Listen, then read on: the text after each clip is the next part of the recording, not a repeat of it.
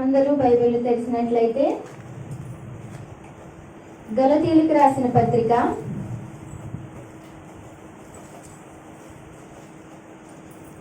అందరూ బైబిల్ తెరవండి. గలతీయులకు రాసిన పత్రిక 6వ అధ్యాయము గలతీయులకు రాసిన పత్రిక 6వ అధ్యాయము 7వ వచనాన్ని చదువుకుందాం. మోసపోకుడి, దేవుడు వెక్కిరింపబడడు. మనుష్యుడు ఏమి విత్తునో ఆ పంటనే కోయును. మనం గతించిన వారంలో ఈ యొక్క మాటను చదువుకున్నాం కదండి. గలతీయులు రాసిన పత్రిక 6వ అధ్యాయం 7వ వచనంలో ఉన్న దానిని బట్టి మనం ధ్యానించుకున్నాం. గత వారం చెప్పిన అంశం ఏమిటంటే, మనుషుడు ఏది విత్తునో ఆ పంటనే కోస్తామని ఈ యొక్క వాక్య లేఖనం ఏదైతే ఉందో దాని ప్రకారంగా మనం మాట్లాడుకున్నాం. అయితే ఇంకొన్ని విషయాలు అందులో ఉన్నాయి, నేను చెప్తాను. దేవుని చిత్తం అయితే దేవుడు సమయం ఇస్తే చెప్తానని చెప్పాను. అయితే ఇంకొక 3 సంగతులు నేను మీ ముందు ఉంచుతాను. మన వారం చెప్పుకున్న 3 సంగతులు మీకు గుర్తున్నాయా? మనుషుడు ఏ పంట, ఏ విత్తనం, ఏమి విత్తుతాడో ఆ పంటనే కోస్తాడు అనే అంశంలో మనం 3 వాక్యాలు లేదా 3 మాటలు మనం తెలుసుకున్నాం.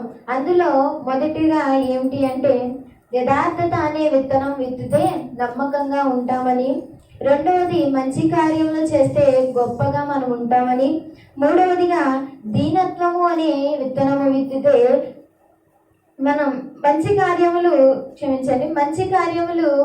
అనే విత్తనం విత్తితే మంచి స్నేహితులు అనే పంట కోస్తామని, మంచి స్నేహితులు మనకు వస్తారని, మూడవదిగా దీనత్వముగా మనం ఉంటే గొప్పగా దేవుడు మనల్ని ఉంచుతాడని మనం ఈ 3 యొక్క సంగతులు మనం నేర్చుకున్నాం, తెలుసుకున్నాం.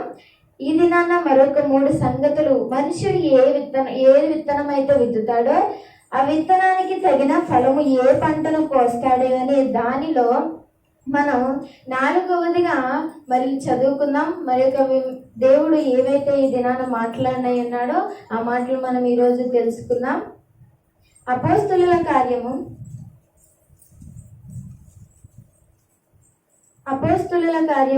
1వ అధ్యాయం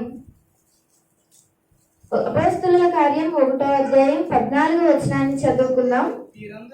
వీరందరూ వీరితో కూడా కొందరు స్త్రీలను యేసు తల్లి అయిన మరియయు ఆయన సహోదరులను ఏక మనసుతో ఎడతెగక ప్రార్థన చేయుచుండిరి. ఈ యొక్క లేఖనంలో మనకి కొంతమంది వ్యక్తులు మనకు కనపడుతున్నారు. అపోస్తలుల కార్యం 1వ అధ్యాయం 14వ వచనంలో మనం చూసుకున్నట్లయితే, వీరితో కూడా కొందరి స్త్రీలను యేసు తల్లి అయిన మరియయు ఆయన సహోదరులను ఏక మనసుతో ఎడతెగక ప్రార్థన చేయుచుండి.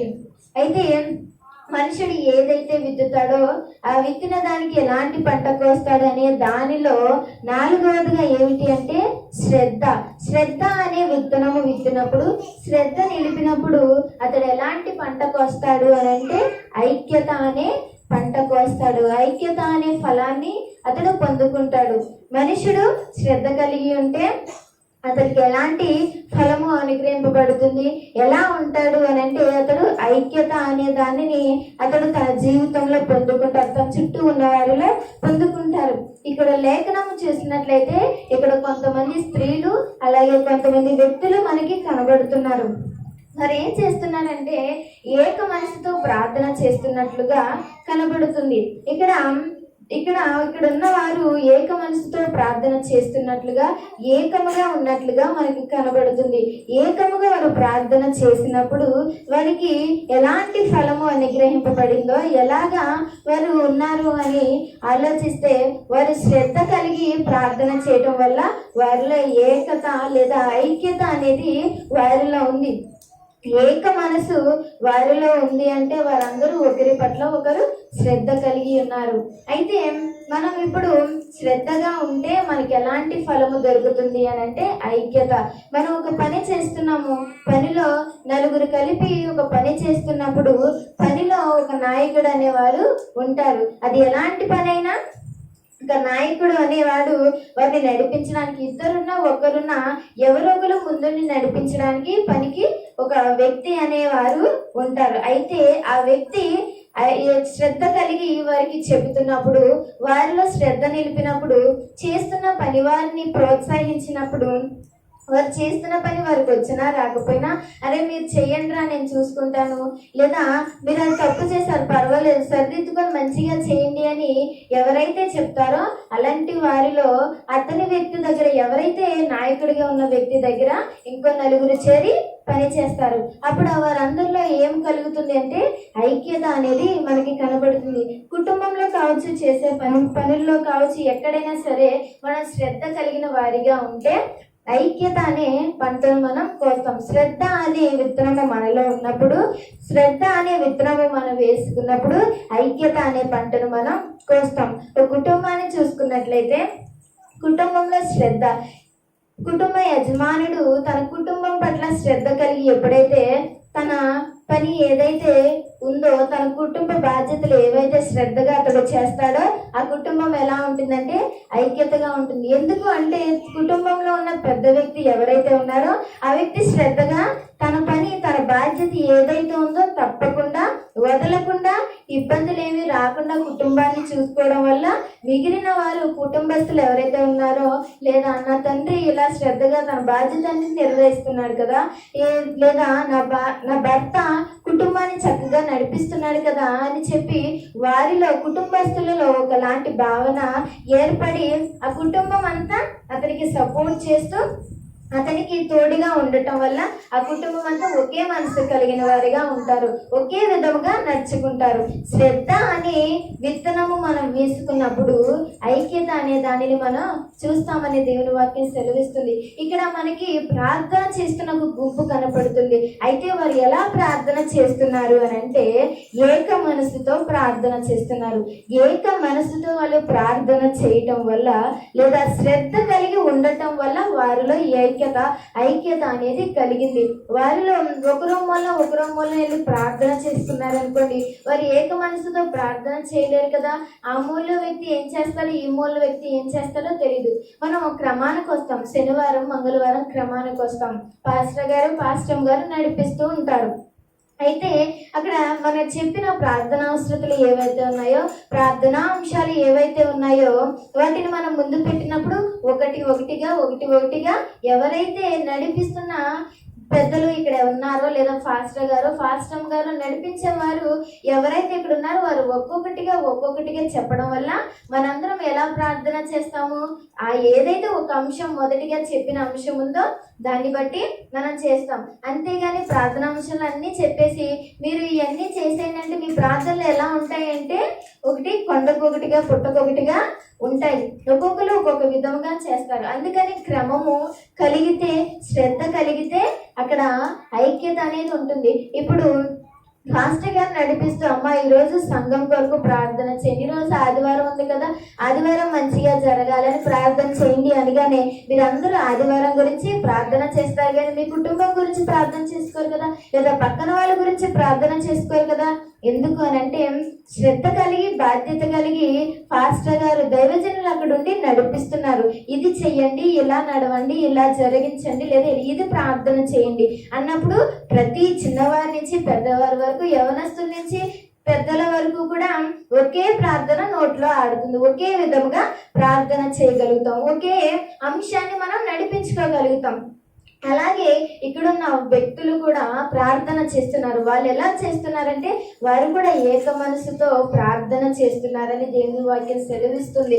అయితే వీళ్ళు ఏ విధముగా ప్రార్థన చేస్తున్నారంటే ఏక మనసుతో ప్రార్థన చేస్తున్నారు అని మనకి కనబడుతుంది. వారిలో ఐక్యత అనేది మనకి కనబడుతుంది. అంటే ఐక్యత ఎందుకు కనబడుతుంది అంటే వారు శ్రద్ధ నిలిపిన వారిగా, ఒకరి పట్ల ఒకరు శ్రద్ధ నిలిపిన వారిగా ఉన్నారు కనుక వారు ఏకంగా లేదా ఐక్యత కలిగిన వారిగా ప్రార్థన చేయగలుగుతున్నారు. లేదా ఇతనికి ప్రార్థన లేదు, ఇతనికి లేదా ఇతను ఆరాధించలేడు, ఇతను పాటలు పాడలేరు, ఈయన మనకి ఎందుకు, మన గుంపులో అవసరమా, వేరేగా చేసుకుంటాడు వెళ్ళిపోండి అని అక్కడున్న స్త్రీలు కానీ అక్కడున్న పెద్దలు ఎవరైతే ఉన్నారో అక్కడున్న వ్యక్తులు అనుంటే వారిలో ఐక్యత అనేది మనకి కనబడేది కాదు. దేవుడు వారి గురించి మనకి చెప్పుకునే అవకాశం మనకి ఇచ్చేవాడు కాదు. వారిలో శ్రద్ధ కలిగి ఒకరి పట్ల, వారికి ప్రార్థన వచ్చినా రాకపోయినా, పక్కన వారు ప్రార్థన చేసినా చేయకపోయినా వారి అందరూ కలిసి ప్రార్థన ఒకరి తర్వాత ఒకరు కలిగిన ఏదైతే ఒకరు చేస్తుంటారో దాన్ని బట్టి ఇంకొకరికి అది వినపడి దాన్ని బట్టి ఈ ప్రార్థన చేయాలి, ఇలా ఉండాలి, కనుక ఇది చేస్తే ఇలా జరుగుతుంది అని చెప్పి అందరూ ఒకే ప్రార్థన ఏదైతే చేశారో అప్పుడు వారిలో ఒకటే ప్రార్థన, ఒకే వ్యక్తిగా శ్రద్ధ కలిగి వారి యొక్క ఏవైతే ప్రార్థన గుంపుని ఏర్పాటు చేసుకుని ప్రార్థన చేస్తున్నారో వారిలో శ్రద్ధ కలిగినప్పుడు ఏక మనస్సు అయితే వచ్చింది. అయితే ఇక్కడ మనకు దేవుడు చెప్తున్నది ఏంటంటే మనుషుడు శ్రద్ధ అనే విత్తనాన్ని విత్తినప్పుడు మనకి ఎలాంటి పంటను కోస్తాడు, మనుషుడు ఎలాంటి పంటను కోస్తాడు అంటే ఐక్యత అనే పంటను కోస్తాడు. ఒక వ్యక్తి, నేను చెప్పాను కదా, పని చేసుకునే వ్యక్తిలో యజమానుడు సరిగ్గా లేకపోతే, యజమానుడు శ్రద్ధ కలిగి లేకపోతే, ఒక యజమానుడు ఉన్నాడు, తాపి మేస్త్రులు చేస్తారు. మనం ఉదాహరణగా తీసుకున్నాం, సిమెంట్ పని చేసే వాళ్ళు ఉన్నారు. అందులో మేస్త్రి ఏం చేస్తాడు, ముందుండి ఒకరు నడిపిస్తాడు, అతను చెప్పిందంతా చెయ్యాలి. లేదు అతడు ఏమీ చెప్పకుండా వదిలేసి వెళ్తే తన చుట్టూ ఉన్నవారు తన కింద పని చేసే వాళ్ళు పని చేస్తారంటారా చెయ్యరంటారా? చెయ్యరు వారు. ఎందుకంటే అతడు వచ్చి చెప్పలేదు, అతడు మాట్లాడలేరు, అతడు చెయ్యలేరు. అతడు చుట్టూ ఉన్నవారు ఎవరైతే ఉన్నారో వాళ్ళు చెయ్యలేరు. ఎందుకంటే ముందున్న నాయకుడు సరిగ్గా లేడు కనుక తన చుట్టూ ఉన్న ఎవరైతే తన కింద పని చేసే వాళ్ళు ఉన్నారో ఆ పని చేసే వ్యక్తులు చేయలేరు.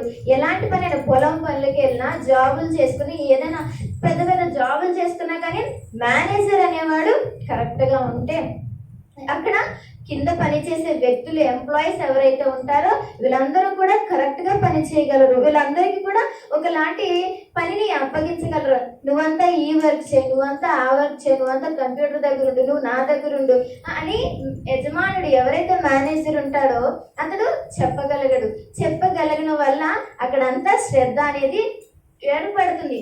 అసలు యజమానుడే సరిగ్గా లేనప్పుడు ఎలాంటి పని చేసినా అందులో ఏముండదు అంటే మంచి ఫలితం మనకి అనుగ్రహించదు.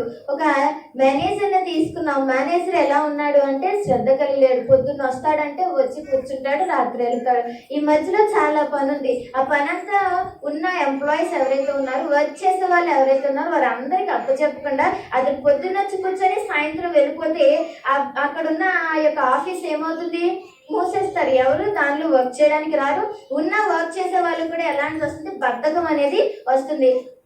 నెలంతా వచ్చి కూర్చుంటే జీతం ఇచ్చేస్తున్నారు కదా, సరిపోయింది. ఆ మేనేజర్ కూడా ఎలా అంటే ఓకే వచ్చే వాళ్ళు రోజు వస్తున్నారు కదా, వచ్చి వాళ్ళు ఏదో చేసుకుంటారు అని అతడు వదిలేస్తే అక్కడ శ్రద్ధ అనేది ఉండదు. కానీ అతడు శ్రద్ధ నిలిపి ఎవరైతే మేనేజర్ లేదా యజమానుడు ఎవరైతే ఉన్నారో ఆ వ్యక్తి వచ్చిన తర్వాత ప్రతి ఎంప్లాయీ దగ్గరికి వెళ్ళి నువ్వు ఈ వర్క్ చేసావా, నువ్వు ఇది కంప్లీట్ చేసావా అని ఎప్పుడైతే ఆరా తీసుకొని, ఎప్పుడైతే వాళ్ళందరినీ జాగు చేసుకొని చూస్తాడో అప్పుడు వారందరూ శ్రద్ధ కలిగి ఈరోజు సార్ రాగానే ఈ వర్క్ అడుగుతాడు, లేదా సార్ రాగానే ఈ పని చేయమంటాడు, నేను ఈ వర్క్ ఇచ్చాడు కదా ఈరోజు సబ్మిట్ చేయమన్నాడు కనుక ఈ వర్క్ నేను చెయ్యాలి, పూర్తి చేయాలి. ఇప్పుడు రాగానే ఆయన అడుగుతాడు. అసలే ఇప్పుడు ఆయన ఊరుకోడనే భయము అక్కడ చేస్తున్న వర్కర్లో లేదా వర్క్ చేసే వాళ్ళ ఎంప్లాయీస్ ఎవరైతే ఉన్నారో వాళ్ళందరిలో కలగటం వల్ల ఆ యొక్క బిజినెస్ మంచిగా రన్ అవుతుంది, ఆ కంపెనీ మంచిగా రన్ అవుతుంది. ఎప్పుడైతే యజమానుడు కరెక్ట్గా ఉంటాడో, శ్రద్ధ కలిగి తను ఏర్పాటు చేసుకున్న కంపెనీ కావచ్చు, వర్క్ కావచ్చు, ఏదైనా పనులు కావచ్చు, తను కరెక్ట్గా తన ముందుండి నడిపించినప్పుడు చుట్టూ ఉన్నవన్నీ లేదా తన వెనకాల ఉన్న వాళ్ళందరూ కూడా కరెక్ట్గా జరిగించగలరు. వాళ్ళు కూడా అతని వెనకాల నడవగలరు. ఎప్పుడైతే శ్రద్ధ మనలో ఉంటుందో అప్పుడు మనకి ఐక్యత అనేది వస్తుంది. అక్కడే కాదు, మన సంఘంలోనైనా ఎవరైతే యజమానుడు లేదా పాస్టర్ గారు దైవజనులు ఏవైతే శ్రద్ధ నిలిపి మీ అందరినీ, లేదా ఒక నెలంతా అయ్యింది, కొన్ని రోజులు ఒక వ్యక్తి రాకపోతే ఆ దైవజనుడు ఏం చేస్తున్నాడు? అమ్మా నువ్వు ఈ వారం రాలేదు, ఏమైంది? ఏదైనా సమస్య వచ్చిందా? లేదా చెప్పలేదేంటమ్మా, ప్రార్థన చేద్దాం కదా, దాన్ని చూసి నువ్వు వెనక్కి వెళ్ళిపోవడం ఎందుకు అని ఎప్పుడైతే ఆ వ్యక్తి లేదా దైవ సేవకుడు అడుగుతారో, అటేపు ఎవరైతే సమస్యతో ఉన్న వ్యక్తి మందిరానికి రాలేనన్న వ్యక్తిలో ఎలాంటి ప్రభావం కలుగుతుందంటే, నా యజమానుడు నా మీద శ్రద్ధ కలిగి ఉన్నాడు, నన్ను ఆరా తీసుకుంటున్నాడు, నన్ను జాగు చేసుకుంటున్నాడు, నన్ను చూస్తున్నాడు, అంటే నేను ఈరోజు రాలేదు, నన్ను ఒడిచిపెట్టలేదు, ఏదైతే అది అయిపోతాడు లేదా వచ్చేటప్పుడు వస్తాడులే అని అనుకోలేదు, నేను జాగ్రత్తగా ఉన్నానా లేదా, నేను చేస్తున్నానా లేదా, నేను ఉన్నానా లేదా అని ఆరా తీసుకోవటం వల్ల ఇక్కడ యజమానుడికి మంచి జరుగుతుంది, అటువైపు ఉన్న వారికి కూడా మంచి జరుగుతుంది. ఆరా తీసుకోవడం వల్ల పాస్టర్ గారికి అలాగే సంఘస్థులకి కూడా ఒక విధమైన ఐక్యత అనేది ఏర్పాటు పడుతుంది. ఇక్కడ దేవుడు చెప్తున్నాడు, మనం ఎలాంటి విత్తనం విత్తాలి అని అంటే శ్రద్ధ కలిగి. ఇప్పుడు మన కుటుంబంలో శ్రద్ధ కలిగి, ఆడవారైనా మగవారైనా శ్రద్ధ కలిగి ఇంట్లో పని చేసుకున్నప్పుడు, ఆడవారు పొద్దున్నే లేచి ఇంట్లో అంతా పని చేస్తారు. లేదు నేను చెయ్యలే, ఎవడు వంట వాళ్ళు వండుకుంటారంటే కుదురుతుందా? అప్పుడు నువ్వు ఆ కుటుంబాన్ని కట్టుకోగలుగుతావా? ఆ కుటుంబాన్ని శ్రద్ధగా నడిపించగలుగుతావా? నీ పిల్లల్ని పెంచుకోగలుగుతావా అంటే పెంచుకోలేము. ఎందుకు అనంటే వాళ్ళ పని వాళ్ళనే చేసుకోమంటున్నావు, లేదా నీ బాధ్యత ఏదైతే ఉందో అది కూడా చెయ్యనంటున్నావు వల్ల ఆ కుటుంబం అంతా చెల్లా చెదిరవటమో, లేదా వారి మనస్తత్వాలన్నీ వేరుగా, వారి యొక్క భావాలు ఒకే రీతిగా ఉన్న మనస్తత్వాలు ఏవైతే ఉన్నాయో వారి మారిపోవడం అనేది జరుగుతుంది. మనం శ్రద్ధ కలిగి మన కుటుంబాన్ని కానీ, మనం పొరుగు వారితో కానీ, మనం చేసే పని చోట్ల కానీ శ్రద్ధ అయితే ఎప్పుడు జరుగుతుందో, మనం పనిచేసే మన పనివారిలో మన కొలీగ్స్ ఎవరైతే మనతో సహా పనిచేసే తోటి పనివారు ఎవరైతే ఉన్నారో వారితో కూడా, ఇలా నీకు పని రాదా, పోరా నువ్వు అని అంటే వాడికి ఎప్పటికీ రాదు, ఆమె ఎప్పటికీ నేర్చుకోలేదు. ఇది ఇలా తీసావు, ఇలా కాదు, ఇంకొకలా తీయి, అది వస్తుంది, లేదు ఇలా కాదు అది చేయాలి, మళ్ళీ మేస్త్రి వస్తలేదు, యజమానుడు వస్తే తిడతాడు రా, అలా చెయ్యకు, చేసానని చెప్పుకో, మంచిగా చెయ్యి అని ఎప్పుడైతే మనం చేసే పనివారు ఎవరైతే ఉన్నారో వారితో కూడా చక్కగా శ్రద్ధ కలిగి అది చేసే పని ఏదైతే ఉందో మనకు వచ్చిన పనిని ఇంకో వారితో కూడా శ్రద్ధగా చేపించడం వల్ల అది మనకి మంచి జరుగుతుంది. అప్పుడు అతనిలో నీలో కూడా ఒక ఐక్యత అనేది ఏర్పడుతుంది. రేపన్న రోజున అరే ఆమె దగ్గరికి వెళ్తే మంచిగా మనకు పని నేర్పిస్తుందిరా, మనపై శ్రద్ధ చూసుకుంటుంది, లేదా మంచిగా చూసుకుంటుంది, మనల్ని ఎలా పడితే అలా వదిలేయదు, లేదా ఎలా పడితే అతను మనల్ని వదిలేయడు. ఎందుకు అంటే మనం పని చేసినా చేయకపోయినా చక్కగా నేర్పిస్తాడు, మనల్ని ఆరా తీసుకుంటాడు, మనల్ని జాగ్రత్తగా చూసుకుంటాడు అని చెప్పి ఇంకొక నలుగురు మనతో కలిసి పని చేయగలుగుతారు. లేదు ఈయన తిడుతూ కొడుకు, లేదా ఇతడు తిడుతూ నీకు రాదురా పోరా అని ప్రతిరోజు అతన్ని అలా అనటం వల్ల అతనికి ఎప్పటికీ ఆ పని అనేది రాదు. ఎప్పటికీ ఆ యొక్క ఏవైతే గుంపు తన చేసే గుంపులో అతడు కలవలేరు. ఇంకొకరు వస్తున్నా అతడు కలిగిన చెడు ఉద్దేశం ఏదైతుందో ఎల్లో మనల్ని నాకు నేర్పించరు, నన్ను నేర్చుకునేవారు, నన్ను చేయనేవారు అని ఇంకొకరు ఎవరైనా తన దగ్గరికి వచ్చినప్పుడు వద్దురా వాళ్ళ దగ్గరికి వెళ్ళొద్దు, నువ్వు వెళ్ళినా వేస్టే, మనకు పని రాదని మనల్ని వదిలేస్తాడు, వాళ్ళు పెద్ద పెద్దోళ్ళు అలాగని ఇలాని ఎన్నెన్నో మాటలు అప్పుడు చెప్తాడు. అప్పుడు ఏమవుతుంది, అక్కడ ఆ యజమానుడికి ఇబ్బంది. ఆ యజమానుడి దగ్గరికి ఎవరు పని చేయడానికి రారు, ఆ చుట్టూ ఉన్న వారితో కూడా ఎవరు కలవలేరు. కనుక మనము ఎలాంటి పంటను కొయ్యాలి అని అంటే ఐక్యత అనే పంటను మనం కొయ్యాలని దేవుని వాక్యం సెలవిస్తుంది. ఇక్కడ అపోస్తలుల కార్యంలో మనం చూసినది ఏంటి అంటే, ఇక్కడ ఉన్న వ్యక్తులు ఎవరైతే ఉన్నారో వారి ఏక మనసుతో ప్రార్థన చేయటం. ఎందుకు వారు ఏక మనసుతో ఉన్నారు అని అంటే, వారు ఒకరి పట్ల ఒకరు శ్రద్ధ కలిగి ఉన్నారు కనుక వారిలో ఏకత లేదా ఐక్యత అనేది కనబడుతుంది. వారు 2వ అధ్యాయాన్ని చూస్తే వారు పరిశుద్ధాత్మ నింపిన వారే, పరిశుద్ధాత్మతో నిండుకున్న వారిగా మనకి కనపడతారు. అపోస్తలుల కార్యం 2వ అధ్యాయం 1-4 చదువుకుందాం. పెంతెకోస్తు పండుగ దినం వచ్చినప్పుడు అందరూ ఒక చోట కూడి ఉండేది.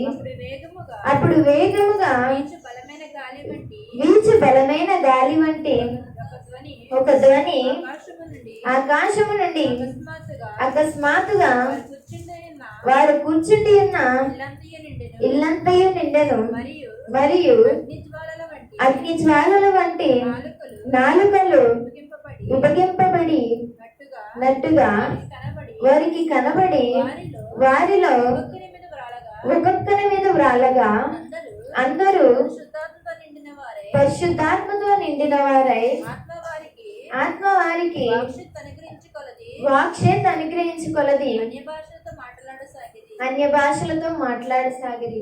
ఇక్కడ ఎవరైతే ఏక మనసుతో ప్రార్థన చేస్తున్నారో వాళ్ళు ఏకము కలిగి ఒకే విధంగా ప్రార్థన చేయడం వల్ల మనసులు దేవుని వైపు నిలిపి ఒకే మనసు ఏక మనసు కలిగి ఎవరు భేదాభిప్రాయాలు లేకుండా నువ్వు ఇలాగా నేను ఇలా అని అనుకోకుండా, నీకు ప్రార్థన రాదు నాకు ప్రార్థన రాదు అని అనుకోకుండా, నువ్వు చేయలేవు నేను చేస్తానని చెప్పుకోకుండా వారందరూ ఒకే విధంగా ఆలోచన కలిగి ఒకే మనసు కలిగి ఒకే విధంగా ఒకే చోట కూడి వారు ప్రార్థన కలిగి ప్రార్థన చేసినారు కనుక వాళ్ళు ఏకము అనేది వారి యొక్క ప్రతి ఒక్క హృదయంలో ఎక్కడున్న ప్రతి ఒక్క మందిలో ఏకము ఐక్యత అనే ఒక పంట వారిలో ఉండటం వల్ల వాళ్ళు ఎన్నన్నా ఎలా ఉన్నా ఆమె నాకు రాదు అని అనినా రాలేదు అని అనినా నేను చేయలేదు అనినా ఎందుకు వాళ్ళకి బాధ కలగకుండా ఇబ్బంది కలగకుండా వారు ఏకముగా ఉన్నారు కనుక ఐక్యత అనేది వారి మనసులో నాటుకుపోయింది కనుక వారు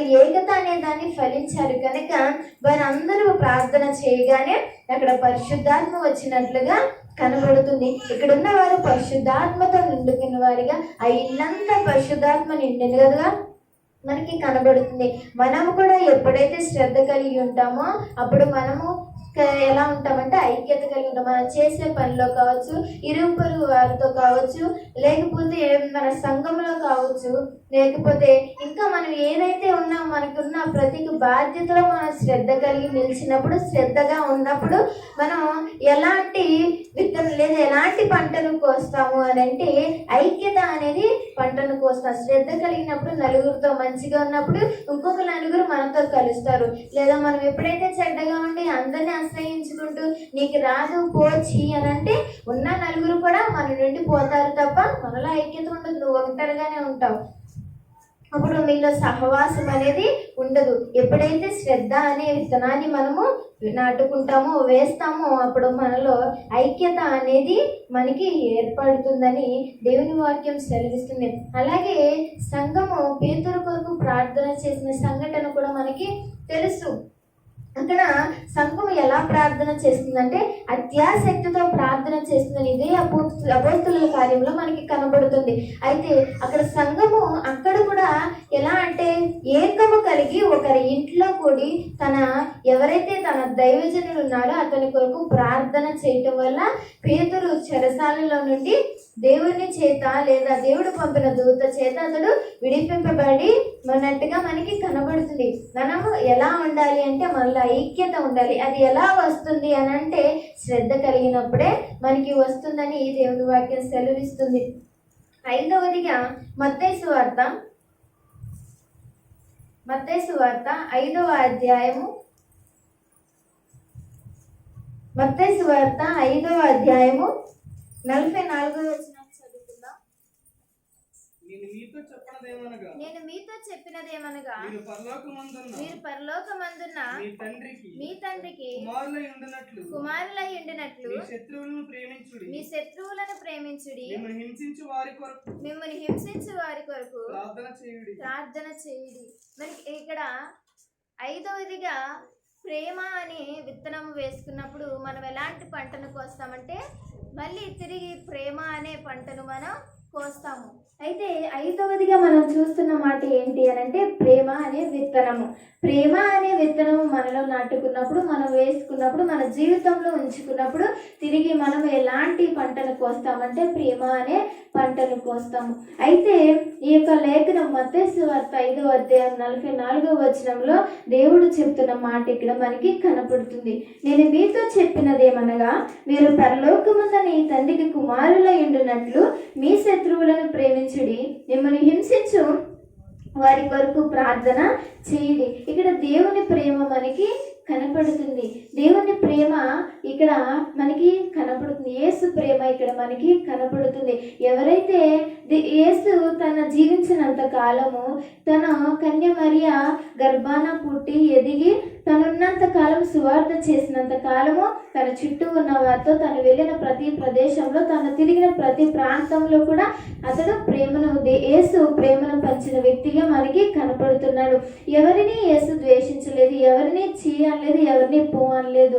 యేసు ప్రేమ అనే యొక్క విత్తనాన్ని అతనిలో ఉంచుకొని అందరికీ ప్రేమను, తను మంచిగా అందరినీ ప్రేమిస్తూ తిరిగి ప్రేమను పొందాడు. అయితే ఇక్కడ దేవుడు మనకి చెప్తున్నది ఏంటి అంటే, పరలోక తండ్రికి మనం ఇష్టముగా ఉండాలంటే, కుమారులై ఉండాలి అంటే మనము ఇష్టపడే వారినే కాదు, మనల్ని ఎవరైతే అంటారో, మనం ఎవరైతే పో అంటారో, లేదా ఎవరైతే మనల్ని చూసి అసహ్యించుకుంటారో, మనం ఇంత దూరానంటే అంత దూరం నుంచి మనల్ని చాలా నీచముగా ఎవరైతే చూస్తున్నారో వారిని ప్రేమించు. అప్పుడు నువ్వు ఎలా ఉంటావంటే నీ తండ్రికి కుమారులుగా, దేవుని కుమారులుగా నువ్వు ఉంటావని దేవుడు చెప్తున్నాడు. ప్రేమ అనే విత్తనము మనలో వేసుకున్నప్పుడు, మన ప్రేమ అనే విత్తనాన్ని మనం నాటినప్పుడు మనము ఎలాంటి పంటను కోస్తామంటే తిరిగి ప్రేమ అనే పంటను మనం కోస్తాము. అది ఎక్కడి నుండి మనం సంపాదించుకోగలము అంటే దేవుని నుండే సంపాదించుకోగలం, యేసు నుండే మనం సంపాదించుకోగలం. ఎవరి నుండి మనకు అది దొరకదు. యేసు తన జీవించినంత కాలం ఎలా ఉన్నాడు అని అంటే తన ఇరుగు పొరుగు ద్వారా, తన కుటుంబం ద్వారా, తన సువార్త చేయాలి అని చేసిన ప్రతి ప్రాంతంలో కూడా, వెళ్ళిన ప్రతి చోటను కూడా అతడు యేసు ప్రేమిస్తూనే ఉన్నాడు. కుష్ఠరోగులు అతని దగ్గరికి వచ్చారు. కుష్ఠరోగులు అతని దగ్గరికి వచ్చినప్పుడు చుట్టూ ఉన్నవారు వారిని చూసి అసహ్యించుకొని చీపు అన్నారు. కానీ దేవుడు యేసు వారి దగ్గరికి వెళ్ళి వారిని ముట్టి మరి స్వస్థపరిచారు. గురుడి వారు వచ్చారు, ఎంతో నీచమైన వ్యక్తులు వచ్చారు, లేని పరిస్థితుల్లో ఉన్న వాళ్ళు వచ్చారు, కాళ్ళు చేతుల వాళ్ళు వచ్చారు, దెయ్యాలు పట్టిన వాళ్ళు వచ్చారు, కళ్ళు లేని వాళ్ళు వచ్చారు, కాళ్ళు లేని వాళ్ళు వచ్చారు, చేతులు లేని వాళ్ళు వచ్చారు. ఎన్నో అంటురాని వ్యాధులు ఏవైతే ఉన్నాయో, మనుషులకి రాని వ్యాధులు ఏవైతే ఉన్నాయో వాటన్నిటినీ కలిగిన వాళ్ళు వచ్చారు. అయితే దేవుడు ఎవరిని అసహ్యించుకోలేదు, ఎవరిని నీచంగా చూడలేదు. నేను దేవుని కుమారుని కదా, నేను ఎందుకు వారి దగ్గరికి వెళ్ళాలి, లేదా ఎందుకు నేను ఇలా మాటతో అంటే సరిపోతుంది కదా, జరుగుతుంది అంటే నిజమే జరుగుతుంది. కానీ దేవుడు వాళ్ళు ముట్టి మరి చాలా చోట్ల కళ్ళు లేని వారికి చేతుల నుంచి కళ్ళుని ఇచ్చినట్లుగా, బాగుపరిచినట్లుగా, చాలా మంది చేతుల నుంచి బాగు చేసినట్లుగా మనకి కనపడుతుంది. దేవుడు తన ప్రేమని ఎలా వెల్లడిపరిచాడంటే, తనున్నంత కాలము తన ఇరుగు పొరుగు వారితో, తనతో ఉన్న వారితో సువార్తను ప్రకటిస్తూ దేవుని ప్రేమను, తన తండ్రి ప్రేమను చూపిస్తూ అతడు తన జీవితాన్ని అక్కడ ఉన్నంత కాలము యేసు తన ప్రేమను అందరికీ చూపించినట్లుగా, వెల్లడి చేసినట్లుగా మనకి కనబడుతుంది. మనము కూడా ప్రేమ అనే విత్తనాన్ని మనలో ఉంచుకున్నప్పుడు, మనం వేసినప్పుడు మనం ఎలాంటి పంటను కోస్తామంటే ప్రేమ అనే పంటను కోస్తాం. మనం లోకంలో ఉన్నంత కాలము, లోకము తీరు మనలో ఉన్నంత కాలము మనుషులమైన మన మనసులు ఎలా ఉంటాయి అని అంటే, ఎవరైనా మనం తిట్టినా, కొట్టినా, మనల్ని అసహించుకున్నా, చిన్న మాట మనల్ని అరినా మనకి ఎలా ఉంటుంది అని అంటే, ఆ మాట మనకు అస్సలు నచ్చదు. తిరిగి రెండోసారి మనం అసలు వాళ్ళతో మాట్లాడము, వాళ్ళ వైపు చూడము, వారి వంక వెళ్ళము, వారు ఉన్న చోటకి వెళ్ళము, వారు ఉంటే మనం రాము కదండి. అదే కదా మనం నేర్చుకుంది. మనుషులుగా ఉన్నప్పుడు ఈ లోకంలో మనుషులు ఎవరైతే మనుషులుగా దేవుడు మనల్ని నిర్మించినాడో, ఈ మనుషుల యొక్క ఆలోచన విధము లేదా వాళ్ళ బిహేవియర్ ఎలాంటిది అంటే, ఒక మనిషి తన వ్యక్తి, తన పొరుగువారు అప్పుడు వరకు ప్రేమించిన వ్యక్తి మంచి చెప్పాలనో, లేదా చెడు చేయాలనో, లేదా ఏదో విధంగా మంచి చేయాలని, లేదా తన పొరుగు వారికి మంచి చేయాలని ఆలోచన కలిగి, అరే నువ్వు అలా చెయ్యకిరా, నువ్వు అలా ఉంటే తప్పు అని అన్నాడు అనుకోండి, తిరిగి అదే ఆ యొక్క నిమిషంలో అతని నుండి అతడు దూరమై అతడు ఎలా చూస్తాడంటే, ఈడు నాకు చెప్తాడా, ఇన్ని రోజులు నాతో పాటు ఈడు ఇదే కదా చేశాడు, నేను కూడా వీడితో పాటు ఇదే చేశాను. వాడు తెలుసుకున్నాడు, నువ్వు కూడా తెలుసుకోవాలని అతడు చెప్పాడు, నువ్వు మంచిగా ఉండని చెప్పాడు, నువ్వు మంచిగా బతుకు అని చెప్పాడు. అయితే ఎవరైతే లోకాన్ని అనుసరించిన వారు ఉన్నారో వారిని తిరిగి ఆ వ్యక్తిని, అప్పుడు వరకు ప్రేమించిన వ్యక్తిని, అప్పుడు వరకు స్నేహించిన వ్యక్తిని ఇక చూడడు, ప్రేమించడు, అతని వైపు వెళ్ళడు. అతడు మాట్లాడినా, అతడు పక్కనున్నా, అతడు వెళుతున్నా అతడికి నచ్చదు. ఆయన ఏ మాట మాట్లాడినా, వేరే వాళ్ళతో ఏమన్నా చెప్పినా కూడా నచ్చదు. ఎందుకు అనంటే అతడు ప్రేమ అనే విత్తనాన్ని, అతనిలో ఉన్న ప్రేమ అనే విత్తనం ఫలింపలేదు. అతనిలో ఉన్న ప్రేమ వేస్తున్న విత్తనం ఏమైందంటే ఎండిపోయింది, అది ఎదగలేదు, ఫలించలేదు. కనుక అతడు ఎలా ఉన్నాడంటే ద్వేషిస్తూనే ఉన్నాడు, అందరితోనే ద్వేషింపబడుతూనే ఉన్నాడు, ద్వేషిస్తూనే ఉన్నాడు. కానీ దేవుని బిడ్డలమైన మనము, దేవుడు మనకి చెప్తున్న మాట ఏంటంటే మనం ప్రేమించబడేవారిగా ఉండాలి అనంటే మనం ప్రేమించాలి. మొదటిగా మనం ప్రేమించేవారిగా ఉంటే తిరిగి మనల్ని ప్రేమించేవారిగా ఇంకొక వ్యక్తి ఉంటాడు. మనల్ని వారిని అసహించుకో, మనకు వద్దు, నేను వాడు ఉంటే నేను రాను, వాడు చేస్తే నేను చేయను, వాడితోనే చేయించుకోండి, నేను రాను అనే మాటలు చాలా మందిలో మనకి కనపడతాయి. ఎందుకంటే అతడు మనకు నచ్చడు, అతడు మాటలు మనకి నచ్చవు. అతడు ఒక రోజున ఏమన్నాడు, అతడు లేదా ఆ రోజున ఏమైంది, అక్కడ జరిగేదేమో చిన్న మాట ఏదో అనుకుని ఉంటారు. అవి సంవత్సరాలు నెలలు దాటి వారిలో ఉన్న ప్రేమ ఒక్క చోటన పోగొట్టుకున్న వ్యక్తి తన జీవితం అంతా అందరి దగ్గర కూడా పోగొట్టుకుంటాడు. మనం అనుకుంటాం ఆ వ్యక్తినే కదా మనం అసహించుకున్నాం, ఆ వ్యక్తి దగ్గరే కదా మనం ఇలా ఉన్నా, ఆ వ్యక్తి మాటలే కదా మనం నచ్చట్లేదు అని మనం అనుకుంటామేమో. కానీ మన చుట్టూ ఉన్నవారు, మనతో తిరిగేవారు, మనతో ఉన్నవారు అందరితో కూడా మనం అలాగే ఉంటాం, మనం చూపించాం. ఎందుకనంటే ఒకసారిగా ప్రేమ అనే దాన్ని మనం కోల్పోయాము కనుక, ప్రేమ అనే దాన్ని వదిలేసాం కనుక మనకి ఇంకెలా ఉంటుందంటే ఎలాంటి వ్యక్తి అయినా మనకు నచ్చకనే మనతో రోజు మాట్లాడుతున్నా, తిరుగుతాము, ఉంటాం. కానీ ఏంటంటే ఒక మాట అంటే పడము చేయము. ఎందుకంటే ఒక రోజున అతడు అన్నాడు కదా, ఆ మాట అక్కడున్న ప్రేమను అక్కడే వదిలేసాం, ఆయన దగ్గరే వదిలేసాం.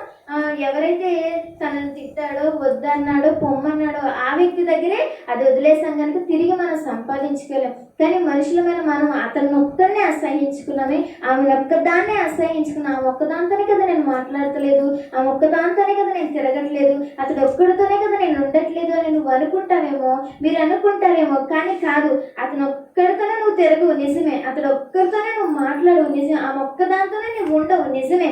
కానీ ఆ ప్రభావం ఎలా ఉంటుందంటే నువ్వు చుట్టూ తిరిగేవారిలో, నువ్వు నలుగురితో అప్పుడు వరకు ఉండేవారిలో కూడా ఆ ప్రభావము ఎలా అయినా ఏదో ఒక రోజున చూపిస్తుంది. ఆ రోజు ఒక్కరితో నువ్వు మాట్లాడలేదు, రెండో రోజు ఇంకొక వ్యక్తి వచ్చి అదే మాట అంటాడు. అప్పుడు అతనితో కూడా నువ్వు మాట్లాడవు కదా, ఆమెతో కూడా నువ్వు మాట్లాడవు కదా, లేదా ఇంకొక రోజు వచ్చి ఇంకొకరు అంటారు.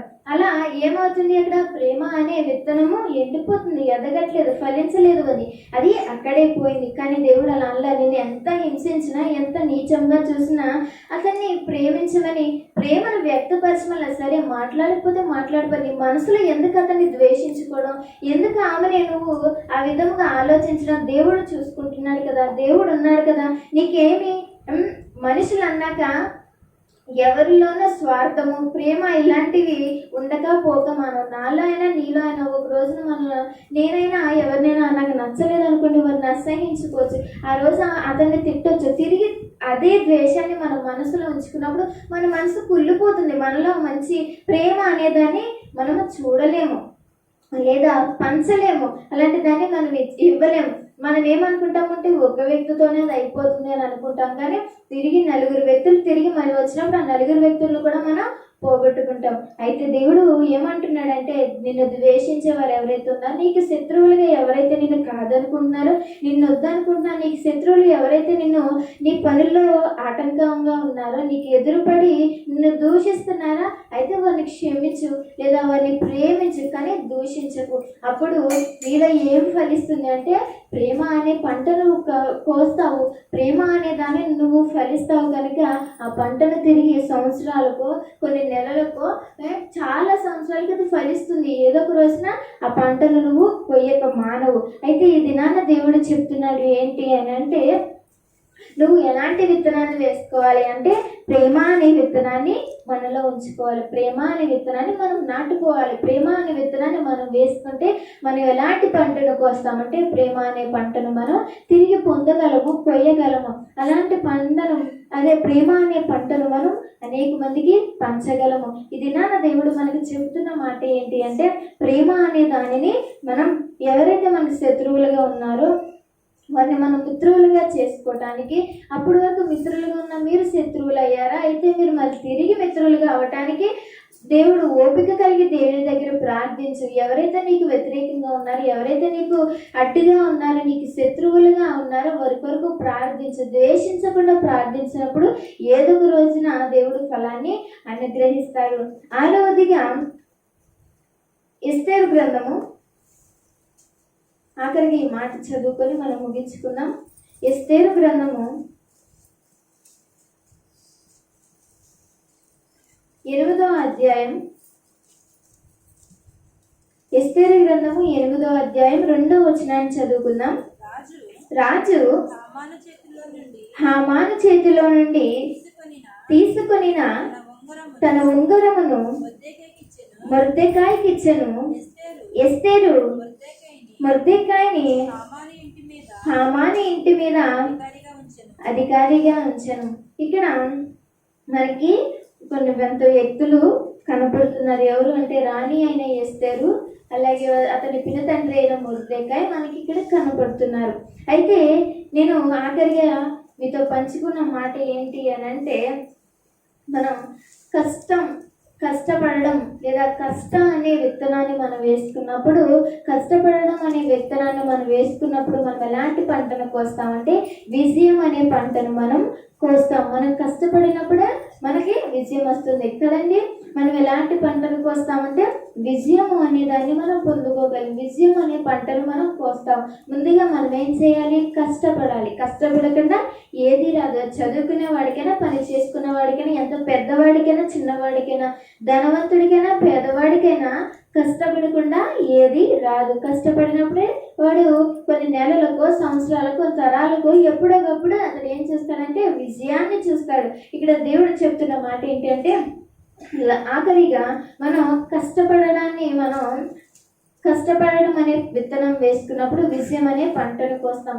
సమయాన్ని వాడుకొని సద్వినియోగం చేసుకొని దాన్ని వృధాపరచకుండా కష్టపడినప్పుడు మనకి విజయం అనేది వస్తుంది. ఇక్కడ మనకి మొర్దెకాయి కనపడుతుంటాడు, అయితే రాణి కనబడుతుంది. అయితే ఇక్కడ హామాను అనే వ్యక్తి మనకి కనబడుతున్నాడు. హామాను ఇంటికి అధికారిగా ఎవరిని ఉంచుతున్నాడంటే మొర్దెకాయిని ఉంచినట్లుగా మనకి కనపడుతుంది. అసలు ఎందుకు హామాను ప్లేస్లో మొర్దెకాయిని ఉంచారు అని అంటే మనందరికీ తెలియంది కాదు.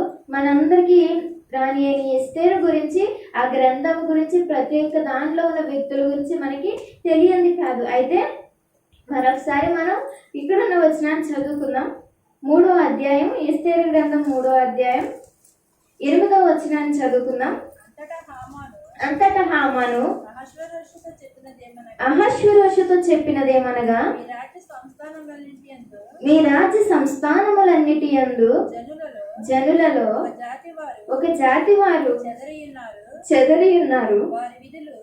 వారి విధులు సకల జనుల విధులకు వేరుగా ఉన్నవి. వారు రాజు యొక్క ఆజ్ఞలను గైకొను వారు కారు. కాబట్టి వారిని ఉండనిచ్చుట రాజునకు ప్రయోజనకరము కాదు. అయితే ఇక్కడ హామాను రాజుతో మాట్లాడుతుంది. హామాను ఎవరు అంటే అహష్వేరోషు దగ్గర అధికారిగా పనిచేస్తున్న వ్యక్తి ఈ హామాను. అయితే హామాను తనకి అధికారం వచ్చాక అక్కడ అతడు తిరుగుతుండగా రాజ్యాన్ని అంతటిని చూస్తున్నప్పుడు యూదులలో వ్యక్తి అయిన ఈ మొర్దెకాయి కనపడుతుంటాడు. అయితే ఈ మొర్దెకాయి అక్కడ ఉన్న వారందరూ హామానికి లేచి వంగి నమస్కరిస్తూ ఉంటారు. అయితే ఈ మొర్దెకాయి ఆ విధంగా చేయడు. అది ఈ హామానికి నచ్చదనమాట. రోజులు అలా వెళుతూ ఉండగా హామానికి బాగా అతని మీద ఎక్కువగా కోపము ఎక్కువైపోతుంటుంది. ఎందుకంటే అందరూ అతన్ని గౌరవిస్తున్నారు. ఆ గౌరవం అంతటినీ ఈ మొర్దెకాయిని చూడగానే హామానికి పోతూ ఉండేదన్నమాట. ఎందుకంటే అందరూ అతన్ని మొక్కుతున్నారు, అందరూ అతనికి నమస్కరిస్తున్నారు, కానీ మొర్దెకాయి చేయడు. అయితే దాని గురించి ఇప్పుడు అతడు ఎవరు, ఎక్కడుండేవారు, అసలు ఏంటో తెలుసుకుని అతని గురించి అతని జాతిని అంతటిని చంపేయాలని, ఇబ్బంది పెట్టాలని హామాను కుట్ర చేస్తూ రాజు దగ్గరికి వెళ్ళి మాట్లాడి అతడు రాజుతో చెప్తున్నాడు, రాజా ఇలా ఈ తెగవారు ఉన్నారు, వీళ్ళు నీ ఆజ్ఞలు పాటించట్లేదు, నువ్వు చెప్పింది ఏది చేయట్లేదు, కనుక వీళ్ళు నీకు ఉంటే మంచిది కాదు, ఏదో ఒక రోజున నీ మీద నిన్ను కూడా ఇలాగే చేస్తారని చెప్పి రాజుకి వారి గురించి నేను చెడ్డగా చెప్పి అతడు ఒక యొక్క నిబంధనను తీసుకొని వస్తాడు. ఏంటి అంటే ఆ తెగవారందరినీ చంపించేయాలని చెప్పి అక్కడ రాజుకి అహష్వేరోషు రాజుకి ఉన్న ఏవైతే దేశములు ఉన్నాయో ఆ దేశం అంతటిలో ప్రతి ఒక్క రాజ్యానికి తీసుకువెళ్ళి వాటన్ని ఆయా దేశంలో ఎన్ని చోట్లయితే ఉన్నాయో ఆ చోట్లన్నిటికి ఆ వర్తమానం పంపి ఆ తెగవారు ఎక్కడైతే ఉన్నారో ఆ ప్రదేశాలన్నింటిని మనం చంపించేయాలని చెప్పి ఒక నిబంధన పెట్టి రాజు యొక్క ముద్రను ముద్రించేసి పంపించేస్తాడు. పంపిస్తే ఇలాగా అది వెళ్తుంది. ఎస్తేరు దగ్గరికి వార్త వస్తుంది. ఎందుకంటే ఎస్తేరు కూడా ఆ దగ్గర నుంచి వచ్చింది కాబట్టి.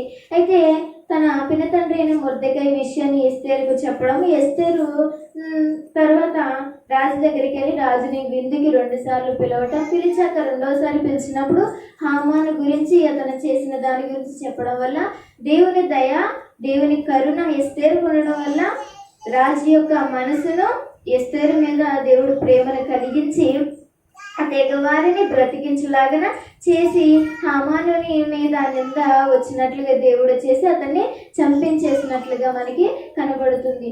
7వ అధ్యాయం ఎస్తేరు గ్రంథం 10వ వచనాన్ని చదువుకుందాం. 7వ అధ్యాయం 10వ వచనం. కాగా హామాను మొర్దెకైకి సిద్ధము చేసిన ఉరికొయ్య మీద వారు అతనినే ఉరితీసిరి. అప్పుడు రాజు యొక్క ఆగ్రహం చల్లారని. ఇక్కడ హామాను ఎందుకు చనిపోయాడు అంటే అక్కడ రాణి 2వ సారి విందుకు పిలిచినప్పుడు హామాను గురించి చెప్పినప్పుడు హామాను ఏం చేస్తాడంటే రాణి అయిన ఎస్తేరు దగ్గరికి వెళ్ళి ఇలాగా బతిమాలుకుంటూ ఆమెను ముట్టడం వల్ల రాజు ఎదురుగా ఒక వ్యక్తి అతను ముట్టడం అది మంచి అలవాటు కాదు, మంచి పద్ధతి కాదు కనుక అతడు ఏదో చెడు చేస్తున్నాడని రాజు చూసి అతన్ని చంపిస్తాడనమాట. అయితే ఈ యొక్క హామాను ముందుగా మొర్దెకాయిని చంపించాలి, మొర్దెకాయిని ఎలా అయినా చచ్చిపోవాలి అని చెప్పి అతనికి ముందుగానే ఉరికొయ్య అనేది ఒకటి తీసిపెట్టి ఉంచుతాడు. అదే ఏదైతే మొర్దెకాయ కోసం తీసిన ఉరికొయ్య ఏదైతే ఉందో దాని మీదే హామాను చనిపోయినట్టుగా మనకి కనబడుతుంది. అతడు చనిపోయినాక తిరిగి రాజు మనసు అంతా ఎస్తేరు అలాగే మొర్దెకాయ మీదకి దేవుడు పంపి అతని ప్రేమించులాగన వారందరినీ ఆ యూదులందరినీ కాపాడేట్లుగా దేవుడు చేసి ఇప్పుడు ఎవరికి అనంటే మొర్దెకాయకి హామాను ప్లేస్లో అధికారాన్ని ఇస్తారు. ఏదైతే హామానికి ఇచ్చిన అధికారం ఉందో ఆ అధికారాన్ని దేవుడు ఇక్కడ మొర్దెకాయకి ఇచ్చినట్లుగా మనకి కనపడుతుంది. అయితే మొర్దెకాయ ఇక్కడ కష్టపడినట్లుగా మనకి కనపడుతుంది. అతడు కష్టపడ్డాడు కనుక అతనికి ఏమి లభించింది అంటే విజయం లభించింది. ఆ యొక్క తెగవారు ఎవరైతే ఉన్నారో వారందరూ కూడా రక్షించబడ్డారు, వారందరూ వారి ప్రాణాలను కాపాడుకోగలిగారు. ఎప్పుడైతే మనం కష్టపడి ఏదైతే సమయాన్ని సద్వినియోగం చేసుకొని మనకిచ్చిన సమయాన్ని వృధాగా పాడు చేసుకోకుండా కష్టపడినప్పుడు మనకి కూడా విజయాన్ని దేవుడు అనుగ్రహిస్తానని దేవుని వాక్యం సెలవిస్తుంది. ఇక్కడ మొర్దెకాయ కూడా తను చాలా కష్టపడ్డాడు. ఎస్తేరు కూడా చాలా కష్టపడి తన ప్రాణాల మీదకు తెచ్చుకొని కూడా వాళ్ళు విజయాన్ని పొందారు. ఎందుకంటే కష్టాన్ని వారు చూశారు. కష్టముగా వారు ఎలా అయినా తన తెగవారిని కాపాడుకోవాలి అని చెప్పి దేవుని దగ్గర కష్టపడ్డారు. ఆ దేశంలో రాజు దగ్గర వారు కష్టపడి విజయాన్ని పొందుకున్నారు. మనం ఎలా ఉండాలి అని అంటే కష్టపడడం అనే ఒక విత్తనాన్ని మనం వేసుకున్నప్పుడు విజయం అనే పంటను మనం కోసేవారిగా మనకి కనపడుతుంది. ఈరోజు మనుషుడు ఏదైతే విత్తుతాడో ఆ పంటని కోస్తాడనే లేఖనం ద్వారా దేవుడు మన అనేక సంగతులు దేవుడు మనకు బయలుపరిచినాడు కనుక మనం చెప్పుకున్న సంగతుల రీతిగా మనలో ఎలాంటి విత్తనం మనం వేసుకోవాలి, ఏ విధంగా వేసుకుంటే మనకి ఎలాంటి పంటను మనం కోస్తామని దేవుడు మనతో మాట్లాడి ఉన్నాడు కనుక మనం అట్టి రీతిగా జీవించలాగిన దేవుడు మనకి కృప చూపునగాక. ఆమేన్.